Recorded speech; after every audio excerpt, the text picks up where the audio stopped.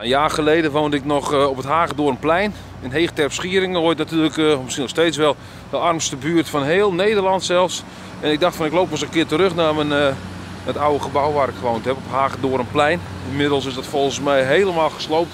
Er staan er zelfs al nieuwe woningen. Wow, er wordt hier aardig gebouwd, zie ik. Want inmiddels is het helemaal veranderd. Het waren natuurlijk eerst van die hellingbaanflats, van 3 hoog denk ik. Ja, kijk, dit is een mooi doorkijkje. Want hier zie je dus, dit zijn de nieuwe huizen dus. Een mooi doorkijkje hier. En daar zie je nog de oude hellingbaanflat aan de Schieringenweg. Dat is gewoon waar ik eerst in woonde. Wel apart om dit zo te zien. De rotzooi trouwens hier.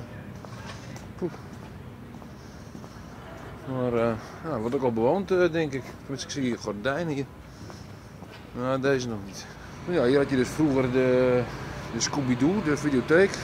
Dat weet ik nog wel, was nog een keer overvallen. Nou, toen woonde ik ongeveer daar, denk ik. Dat is toch apart om te zien zo. Nou, ik loop eens juist door de straat. Ik denk ik film even een bord. Maar ik krijg hem ook direct mee. Even kijken, hebben we hier. Hier. Kijk, er zijn mensen aan de straat ook nog hier. Stratenmakers.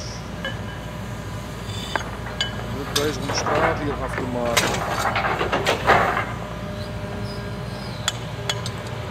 Wow. Nou, dat is wel mooi met het bord in mijn maag hier. Oh, nou ja. Oké. We pakken nog maar. Verdomme.